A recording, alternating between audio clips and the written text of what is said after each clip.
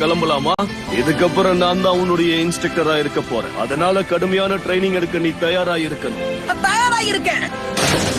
Water ஃபாலுக்கு பின்னாடி என்ன இருக்கு?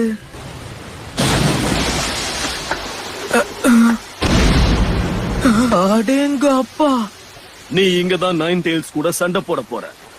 நைன் டெயில்ஸ் கூட சண்டையா? வாவ், இது அற்புதமா இருக்கு.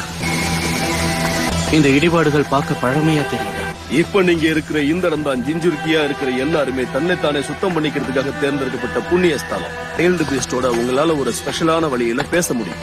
அதுக்கு இந்த ஸ்ட்ரக்சர் உதவும். உங்களுக்கு புரியுதா? கைய விடு. நீ நல்லவனா, மனசு தூய்மையானவனா, மதிக்கப்படுறவனா இருந்தா கண்டிப்பா நிராகரிக்கப்பட மாட்ட. இந்த கதவுகள் உனக்காக திறக்கும். உன் மனசுல ஏதாவது அழுக்குகள் இருக்கிற மாதிரி தெரிஞ்சா அப்புறம் இந்த கதவுகள் திறக்கவே திறக்காது. அதே போல இந்த சிலை உன் தலைய கடிச்சு உன்னை துண்டாக்கிடும். நீ அதுக்கு ரெடியா? நீங்க இங்க வரும்போது தலையில்லாத சிலைங்களை பாத்தீங்கல்ல, அது எல்லாமே தூய்மையான இதயம் இல்லாத ஜிஞ்சுரிக்கிங்களை குறிக்கிற விதத்துல வைக்கப்பட்டது. இருந்தாலும் நீங்க கவலைப்படாதீங்க. இப்போ நான் என்ன முழுசா நம்பி ஆகணும்.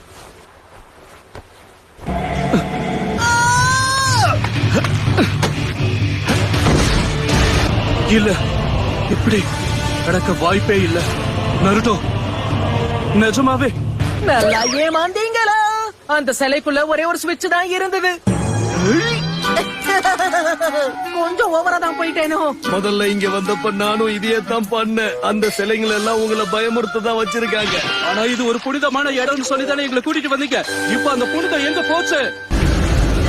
நீ அங்க உள்ள போயிட்டு நீர்வீழ்ச்சியில உட்கார்ந்த மாதிரியே கண்ணை மூடிக்கிட்டு நல்ல ஆழமா போக்கஸ் பண்ணு.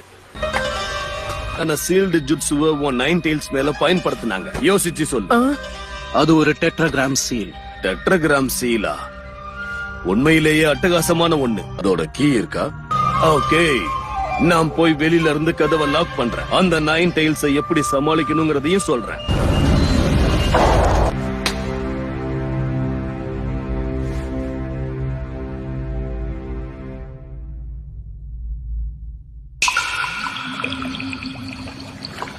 நருட்டோ, நீ என்ன ரொம்பவே இம்ப்ரெஸ் பண்ணிட்ட. இப்போ அந்த ரூல்ஸ் என்னங்கறத சொல்றேன். ஓ மனசுக்குள்ள அந்த நைன் டெயில்ஸ சந்திச்ச பிறகு சீல ரிலீஸ் பண்ணிடு. நைன் டெயில்ஸ் உடைய பவரை கட்டுப்படுத்த நம்ம